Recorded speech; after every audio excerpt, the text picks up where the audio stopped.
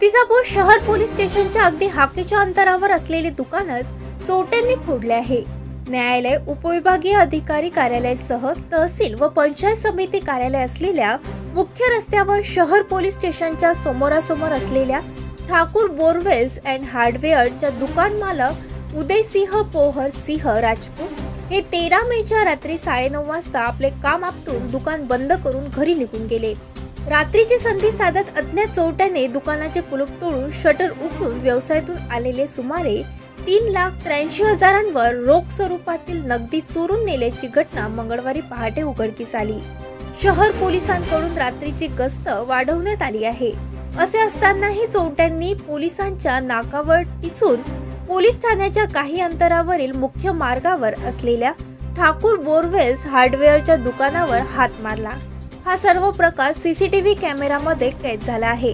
यामध्ये एकूण 4 ते 5 चोरटे असल्याचे समजले। सकाळी चोरी झाल्याची घटना उघडकीस येताच प्रभारी पोलीस निरीक्षक ए.के. वडतकर यांनी पोलीस ताफ्यासह घटनास्थळाकडे धाव घेतली। घटनास्थळी पंचनामा प्रक्रिया सुरू होती। श्वान पथक व फॉरेन्सिक तपास सुरू केला आहे।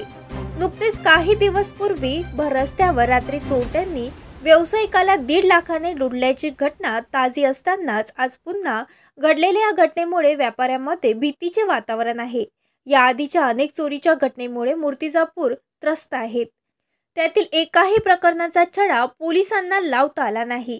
त्यातच आता पोलीस स्टेशनच्या हाकेच्या अंतरावरच चोरीची घटना घडल्याने आश्चर्य व्यक्त केले जात आहे।